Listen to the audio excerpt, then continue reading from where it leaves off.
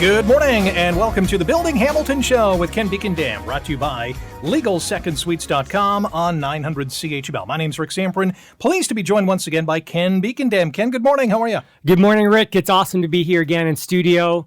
Winter is here, Yes. And what better time than the winter time, the fall time, to start planning for your secondary dwelling unit. And to start kind of, preparing for any types of renovations you have going on. Could be you plan to do like a kitchen or a bathroom, or you want to finish your basement, maybe build a deck next spring. The fall time, the winter time is a great time to be planning. So definitely feel free to reach out to us.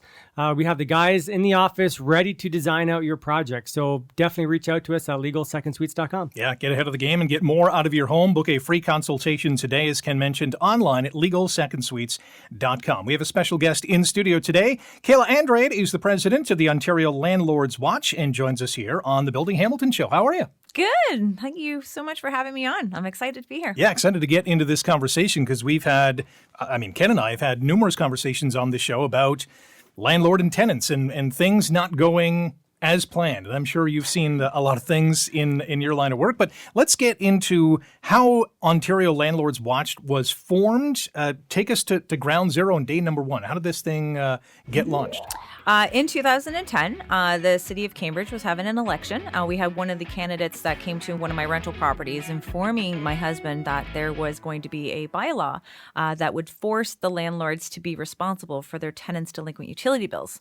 Not knowing anything about politics, municipal, the Residential Intensity Act, I was like, what? Like, I have a fiveplex. All these utilities are separated. Mm-hmm. Like, my tenants can leave me with this bill, or they can leave the water taps on and I have to pay for it. So I got involved into meeting with this candidate. She gave me a hand-holding experience in trying to figure out how municipal government works. And so we decided to get a petition that was drafted, and we were just rallying and contacting landlords from Kijiji and saying, hey, I'm calling about your semi. I'm not calling, to rent it. I just want to let you know that you're going to be responsible for your tenant's delinquent utility bill to that property. So, let's get going. Let's go down to the city hall and have a protest. We did get a little letter from the city saying that you couldn't have a protest.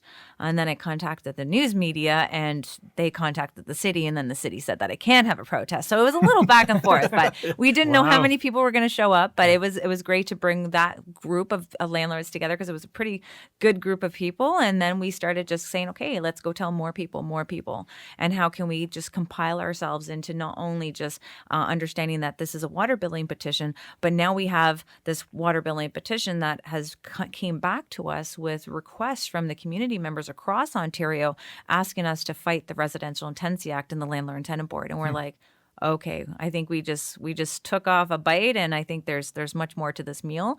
And that's when we decided to put ourselves on Facebook in a way to communicate with all of the members across Ontario and informing us what's happening as a municipal, provincial, or even federal, and make sure that we're there supporting each other. Nice. And helping guide through that process. Yeah, so really very much a grassroots, kind of from the ground up type of initiative. I've known Kayla for many years.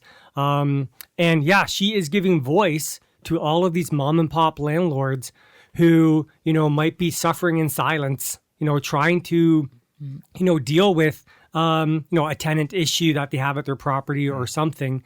And so it's an amazing thing, what you're doing and kind of bringing everybody together to have a unified voice. Well, thanks. And it's true. We're looking out for the good landlords, the good tenants, and these taxpayers. We see that there's a lot of policies that are happening, and they're just not doing what they intend to do. So now everyone's getting caught in the crossfire. Taxpayers can't afford to keep building, managing, maintaining, and subsidizing. Tenants are getting, completely shunned away from our rental and having to move out of the province in order to find cheaper accommodations. And the landlords are now trying to get out of the province and get into other provinces or countries or states in order to make the numbers work. So a lot of people need to know that there's much support is needed within this industry, and it's been neglected for quite a period of time. I want to go back to the bylaw. Did it get get reversed? Did it get passed? What happened to it? So the water billing? Yes. So the water billing ended up they put in a deposit. They had a $400 water deposit. Then they had a secret meeting, remove the $100 water deposit.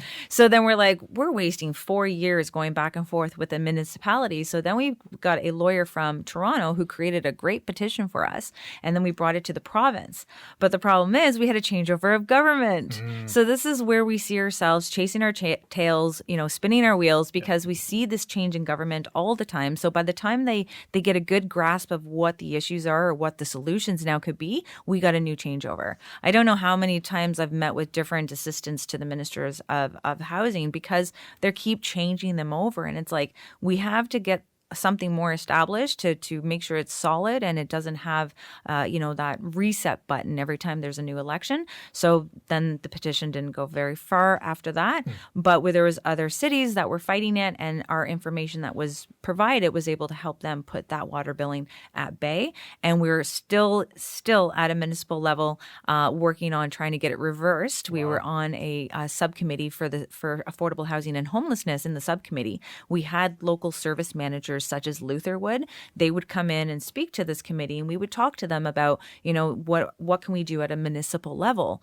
And we would talk about the water billing. And they said, yes, we have people being evicted for water billing. So if you got rid of your water billing, do you think we could keep people in their homes? And they're like, yes. So it was getting drafted, but the way that committees work is that the subcommittee actually has to write up a report, and then it has to go to the main committee. Right. And that main committee needs to give it to the staff. And then from the staff, then it goes to council. So you can see the red tape. You can see the barriers of what it's like to get any type of policies changed because it has to go through so many channels. Wow.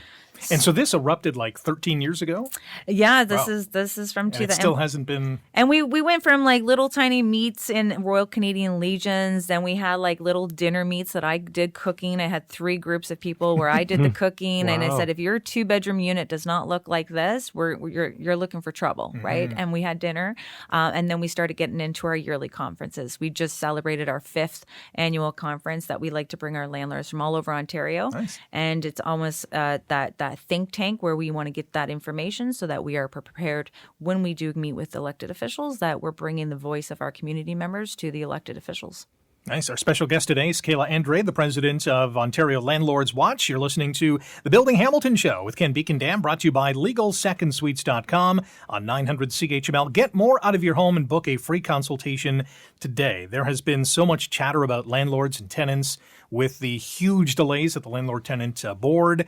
What do you make of this whole situation? And is there a solution? Well, one, what do I make of it? Yes. It's actually embarrassing. Like, it's an embarrassing. Big time. It's crazy. Yeah. How can you sit there and say that, there's 18 months to evict a non-paying tenant, or you're looking at 7 to 8 months before you even get a hearing, and then another 7 to 8 months before you get an adjourned hearing scheduled. It's you look at what their applications, and the number one application at the Landlord Tenant Board is non-payment of rent. This is what drives me nuts, is in what other industry or what other service industry where you can go take a service and just not pay, right? And there's very little recourse that we have as property owners and landlords to kind of enforce it, and we're stuck in this bureaucratic nightmare, which is the Landlord Tenant Board, that just takes years to get justice, right? If you go and steal some gas right now, you're getting charged with theft, right? So where is the justice system? And that's the part where when we communicate with our elected officials that we are being denied access to justice, and that's because of their process that they're doing. Because in reality, non-payment of rent and we have local service managers, we have rent banks. We should not have to be utilizing $6.5 million to hire more adjudicators at the Landlord and Tenant Board to deal with people who don't have money for rent. Instead, that money should be utilized into our rent banks, that our tenants, if they qualify, should get access to that type of money and be able to pay their rent on time And then we don't have to be dealing with adjudicators. You don't have to deal with the process. You're either keeping the tenants in their home by having them with that little buffer. But we do see a lot of, mismanagement of the taxpayers' money and throwing everything that they got at the Landlord Tenant Board, but they're not looking at their applications. And we have to, certain applications should not be heard by an adjudicator. Yeah. Do you want to get to solutions? Do you have any theories on how we can correct this? I've always kept on saying now, like, if you look at what we've been putting our trust into the Landlord and Tenant Board and the Attorney General's trying to fix this, and it's not working. We have 38,000 applications that are still in backlog, and you're still waiting 8 months for your first hearing, not including the wait time for the sheriff. Now, if we can look at the possibilities of privatization of a landlord and tenant board to help, it could be a 2-tier system, or it can be just a standalone privatized, at least the community, the members who need this type of access, at least they can look at this now and say, we can actually hold somebody accountable for not doing what they're supposed to be doing. Yeah. There's adjudicators that are not issuing orders. They haven't issued their orders, or they quit. And if they do quit and the order wasn't written, they need to have a new hearing. So you're back to square one. You're back to square one. Yeah. And you have tenants who are completely lying to the adjudicator, and the adjudicator's not asking for any type of evidence to say, yes, this is a valid reason why we need to adjourn this hearing. So there's a lot of deception that's happening at the Landlord and Tenant Board. And this is a part where, are you doing this on purpose? We understand that people are in hard times, but we have to look at the concept that it's now driving away your supply, the supply that every elected official is talking about right now. They're removing their rentals off of the market because of many reasons, but the Landlord and Tenant Board is one of them. Yeah, like I know a lot of landlords, even smaller mom and pop landlords, smaller investors, if you will, that are frankly leaving Ontario and going to the southern U.S. Sunbelt. And we've talked about this before on the show, Rick, because it's much easier. Actually, I just had a conversation with a guy this morning. He stopped me on the side of the road. It was one of my clients. I was at a project. He just saw me walking down the sidewalk, and then he brought it up. He's like, I can go down to the U.S. right now, and I can buy a property and rent it out, and we don't have any of these issues here. It's way cheaper. It's way easier. He's like, why would I continue to hit my head against the wall here in Ontario? And so, we're seeing death by 1,000 cuts here in Ontario, and this is what's happening with our housing supply right now. It's bureaucratic red tape after red tape, cut after cut, and eventually guys just get sick and tired of it and they leave. Because of the overwhelming amount of non-payment of rent applications before the board, a lot of our tenants who have very legitimate, concerns or complaints about their accommodations or their landlords, those applications are not being heard in a timely manner. They're getting lost in everything else. And, it's not just a landlord issue. There's legitimate innocent tenants out there that are getting completely lost in the system, which isn't great at all, Yeah, like I just want our audience to understand that this is a two-way street. It's not just a one-sided issue here. It's for everybody. It's for our entire community. Oh yeah. These problems that we're facing at the board, and there's so many compounding issues that happen. And we were just talking about off air about seniors housing, right? Yeah. And how competitive it is even for our seniors to try and get into housing right now, and the lack of accessible and attainable type of housing for our seniors. Kayla, from your experience, what types of things have you seen from the tenant side that has really gotten trapped, I guess, at the Landlord Tenant Board?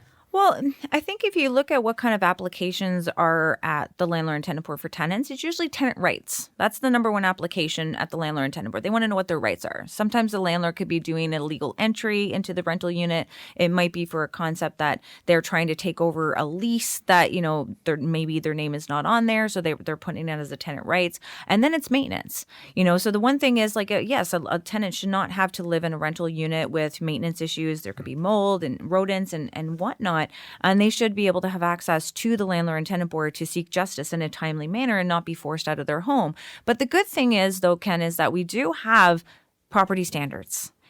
We do have landlords, tenants that are able to contact property standards. They're able to make a complaint. They come in, they'll give a grocery list, because they're not, if you have a tenant that calls in property standards for mold, they're not just looking at the mold, they're looking at everything. So there's a lot of protections that are there for the tenants based on maintenance, but there is some other things such as bad faith evictions that, if they decided to leave a rental unit because the landlord wants to take it over for personal use, and then they find out that the landlord didn't move into the unit, now they're waiting, how long? 18 months, 2 years? Like, what is the access to justice for these tenants who were taken out of their rental unit by, a landlord doing something very shady? And at the same time, we have to look at, why are they doing it shady? Why are they doing this? Because the system has turned good landlords bad. And if we don't stop the shenanigans and fix what needs to be fixed in a timely manner, I don't think we're going to have any landlords available.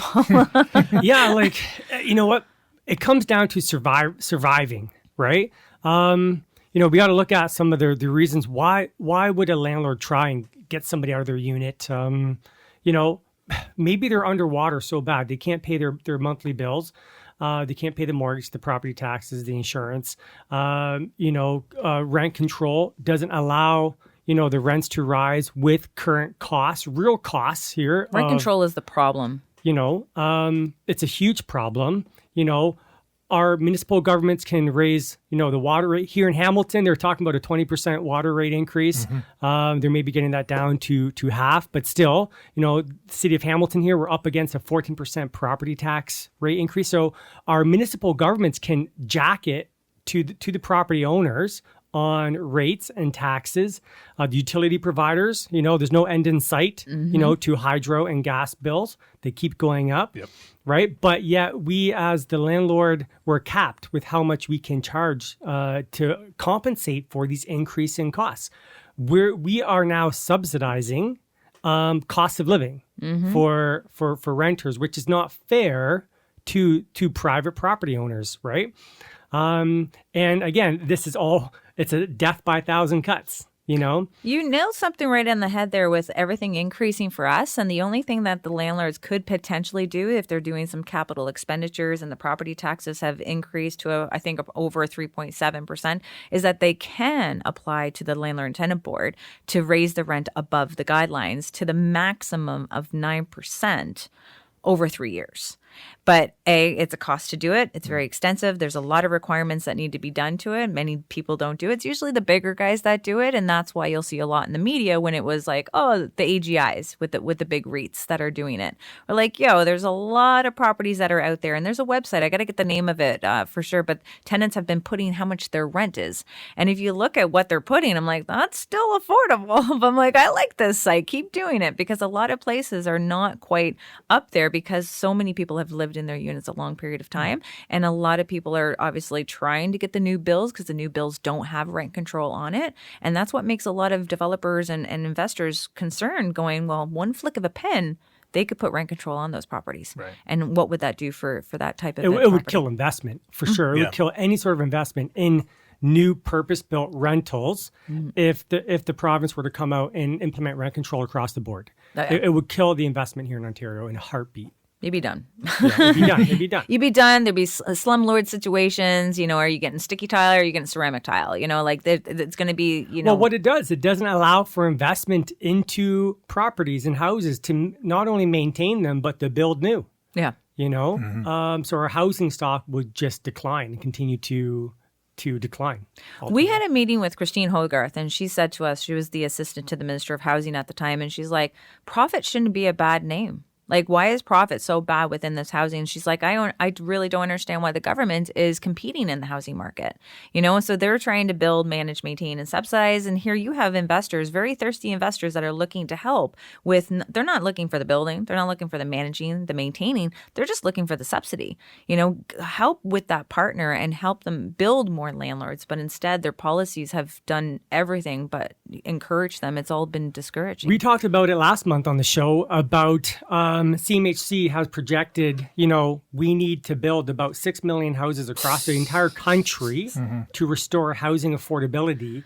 And the cost of that would be about $1 trillion, $1 trillion of investment, right? Our government so far has, allocated about $75 billion through the National Housing Strategy. And still got lots of money left on that thing. And there's $4 billion in the Accelerator Fund, right? Which there's only been a few $100 million that actually has been allocated to projects. And so the gap is huge between the required investment that it's going to take to kind of bring back housing affordability. So we need the private sector. We need private developers. We need private mom and pop landlords. We need people putting in secondary suites in their homes, doing infill development, creating housing. And we need to incentivize the private sector to do it. Or else nobody in their right mind will take on that risk and put their capital at risk if it's not adequately protected, or if there's no potential for profit. They're going to move into a different sector, or they're going to move into a different country, or like I said before, to the southern U.S. Sun Belt, right? And so we need to change this narrative.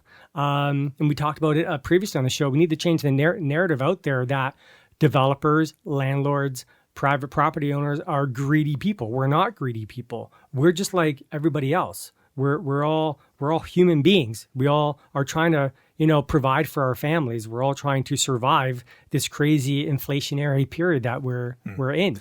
Right? Are we seeing fewer and fewer landlords getting into the game, or maybe expanding their portfolios because of all the stuff we've been talking about? I still think they're still out there, because it's just who has deeper pockets is who wants to get into it and what their plans are for it.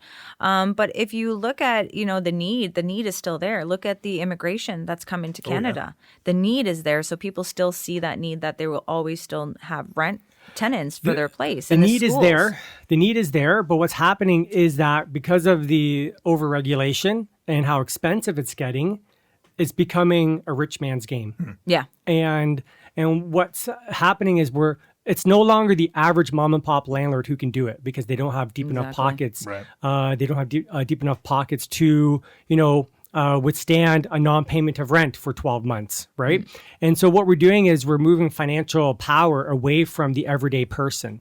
And it's getting concentrated into the bigger guys, the bigger REITs, the bigger investment we and we're basically removing financial power away from the everyday person. And this is why we need to change it. We need more people. We need to incentivize mom and pop everyday homeowners to create units in their homes. The government needs to provide a proper subsidy, no strings attached, to encourage the development of these units, to bring financial security back to the people and out of the hands of the big corporate REITs. Because when my wife and I started out, we had a little basement apartment around McMaster University. We rented it out to students. And that additional income brought so much financial stability into our life. And it really was a catalyst for so much change in my life. It allowed me to kind of become an entrepreneur, to pursue my other interests and passions, because once you've addressed your financial needs and you're at a place where you're now financially stable, you can now be a better productive member of society, right? You can now start volunteering more. You can start, giving back more. You can start helping out more. But when you're so desperate financially, like your mind is consumed with just trying to make your monthly bills. And so for our middle class people, we need to be incentivizing them to create units in their homes. So They've done something like that in the region of Waterloo. They tried to give, I believe, is $25,000, if not $50,000. I think it's around same 20. with St. Catherine's. Yeah, they say we want you to create a secondary suite, but there's so many red tape of criteria and how much you can raise your rent, and then the type of people that are moving into your rental unit. They rather get it from a loan shark. There's too much red tape tied to some of these government grants. Yeah. Like Hamilton has a grant as well here, but actually, I was quoted in a media article about the Hamilton grant here, and basically the organizer, or the facilitator of the grant program, he said, "Yeah, you know what? Because of the qualification criteria, there's only been 2 applications that have actually been approved for the $20,000 grant here in Hamilton. Wow. It's a joke. It's ridiculous. Nobody can They create qualify. it and they don't bring the right, like, they it's create it smoke for the and people, mirrors but is don't what it talk to the is. people who they're creating it for and be like, would you like this? You know, it's almost like you're creating a product. Like, talk to your clientele before you start spending time and money and creating something that's not going to go anywhere.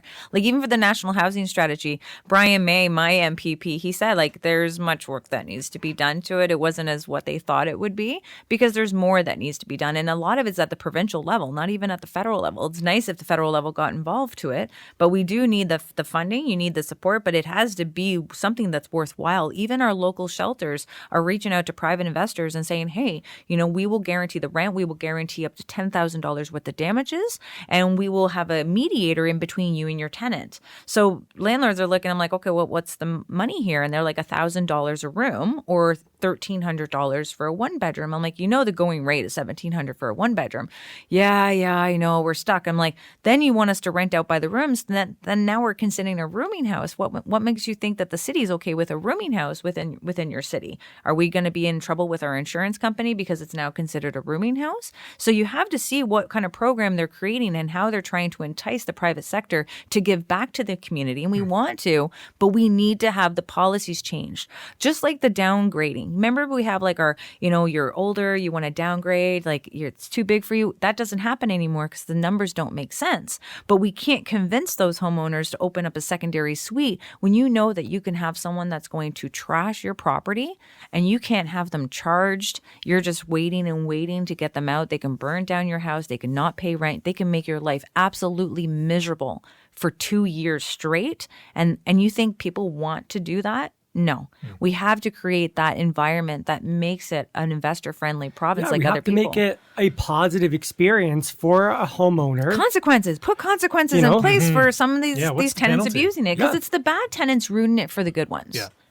Deep down. 100%. And it's the bad landlords ruining it for the good ones. Just because they wanted to get more money for their rental property, they screwed up on their numbers. Now they're trying to do something very shady. But a lot of the process in the Landlord and Tenant Board and how the policy of, just like Bill 97, and how they just made it harder for the landlords to tell the tenants they have to leave in order to do renovations to keep the place, you know, clean and habitable. But at the same time, what if we need them to leave so we can create more units? The province just made that harder. So how are we? And the punishments are there. We have they're putting in $100,000 fine for an individual and $500,000 fine for a corporation. So if you are caught doing a bad faith eviction, the punishments are there. Why are we still backlogging the Landlord and Tenant Board to deal with with personal use applications or N13 applications if the consequences are there for the landlord?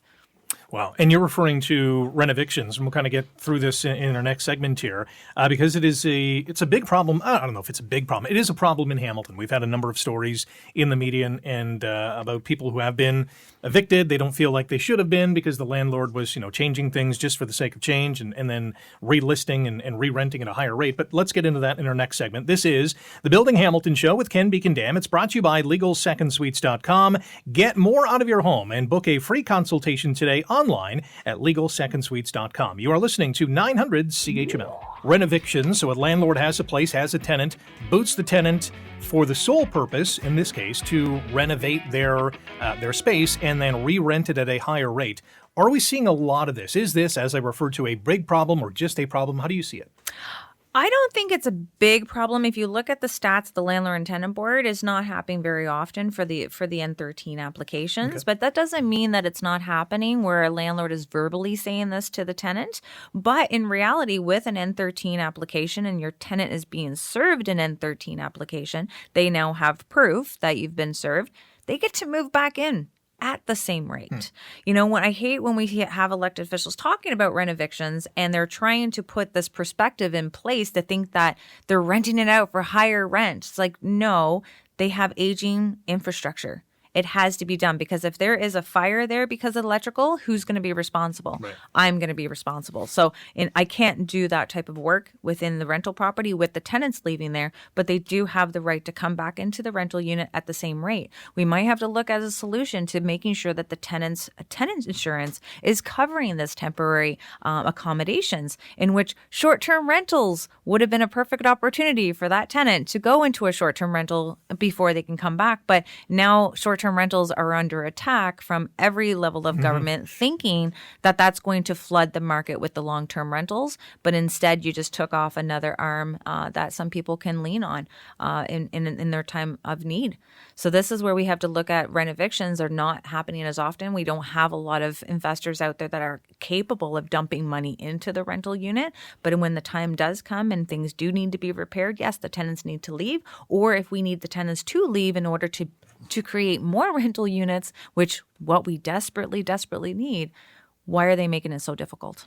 Right. Yeah, like there's a lot of reasons, like very legitimate reasons why a unit has to be vacant in order for renovations to take place. A lot of these older buildings, yes, there's aging infrastructure. We have old electrical systems. We have old plumbing systems. We have old heating and ventilation systems, right? We have, in some cases, sometimes we have just not fully utilized space. We have very, very large units, or we have very, very small units. And by, kind of redesigning the floor plans, you can actually increase the density of a building, create more housing units, and just provide nicer laid out units. A lot of the infrastructure is behind the walls. It's behind drywall, right? In order to access that infrastructure, you have to remove drywall. You have to remove fire separations to get to those mechanical systems.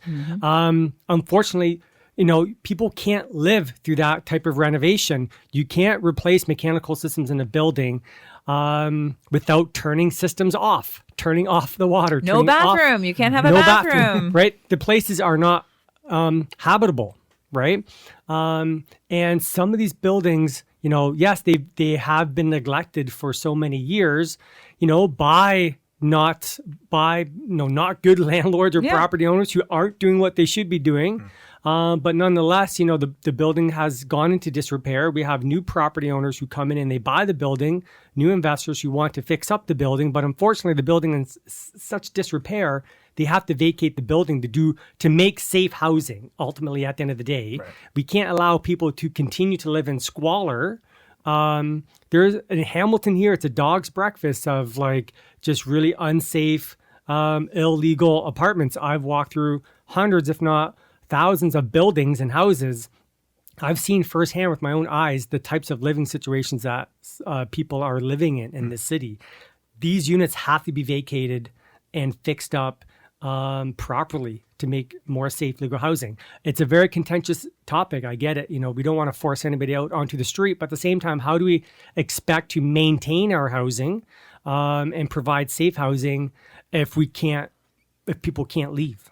Well, and that's what Bill 97 is about, having a contractor come in as certified. We don't know what this individual looks like yet. It's not completely done, and they just like to say it and not have everything done. But we have these people who are going to come in to verify that, yes, the tenant does need to leave to have it done. And I'm like, so if we don't need them to leave, how are we going to have to serve the tenant 24-hour written notices each and every time that we're coming in there? This is about, disrupting. Are we going to damage their belongings? And now the tenants are coming after the landlord to be like, hey, you just damaged this because of the working that you're done. My sixplex, again, not taken care of by the previous owner. We now found that there's a lot of corrosion of the water pipes in the bathrooms from the bathtub, the showers, the sinks. All those bathrooms need to get done because they're now leaking in the units below. Oh, wow. So now you're not going to have a bathroom. Am I giving the tenants the notice to vacate? I'm trying not to. Let's see what we can have to do, because no one wants to be displaced, but we have to do what we need to do for the building and for the other tenants, because now they got, water coming in through their ceiling, because I can't get to doing with the renovations because it's behind the walls. You can't see it. And look, renovations cost money. Tons. It's expensive to renovate, right? What property owner in their right mind is going to, sink in a couple $100,000 into a building, whatever it is, $20,000, $50,000, $100,000, $1 million renovation on a building, and not expect to increase the rent to help cover that cost and that investment? No investor will do it. No property owner will do it. If we continue to have this type of policy, it's just going to be, again, a death by 1,000 cuts. We're not going to see the investment in housing here in Ontario because there's options. Unfortunately, we live in a global economy now. There's options for capital to move elsewhere, and we're seeing it move elsewhere. It's a rapidly. We're mass seeing exodus. Mass exodus out of Ontario. It's no secret. It's no secret that capital is leaving Ontario because of the overregulation and how difficult it is here to create housing. It's no secret. Kind of goes against Doug Ford's mantra of open for business. It sounds like it's being closed for business. We want to end with some positive vibes, and let's talk about win-win situations with creating more legal second suites, creating more rental spaces, which is a benefit to both landlords and tenants. Yeah, like whenever we had the opportunity to bring a new unit to the marketplace, we've converted an unused basement into a nice, beautiful 2-bedroom legal secondary dwelling unit. It's such a positive event, if you will, because now, that tenant out there who's so desperately looking and searching up and down for a quality rental unit for their family, now they have an opportunity to come and rent a beautiful, brand new, safe and legal dwelling unit, which never existed before. And we just need this to happen, 1,000 times over, 10,000 times over, so that we can actually, bring about so many more units. And what's nice about these new units that have been created after 2018 is that they're not subject to rent control. And so for the property owner, for the landlord, it's a win-win for them as well, because, they can increase the rents accordingly to compensate for the government increasing expenses on the property owner. So they can keep their head above water and not go underwater, and they can stay positive. If the property owner can stay positive, they will in turn continue to maintain that property and fix it up, because now they have the means to do it, right? And so it's a real win-win when we are creating these units. We're creating much needed housing, safe, beautiful, brand new legal units, and we're also bringing financial stability to a property owner, right? Who can then help pay their mortgage payments and their insurance and everything else that goes into owning a home. They can bring financial stability into their household, right? And it could be to the point where now you don't have to have two incomes to support that household. Now just one income can support the household because you have the income from the basement apartment. And so it's a real win-win situation. And this is bringing financial power back to the people, and really transforming lives one unit at a time for those individuals. So it is a real positive. It is a real success. It's low-hanging fruit for our government. You think the average cost to kind of convert a garage or to convert a basement into a legal unit, maybe you're $100,000, $120,000, $130,000, right?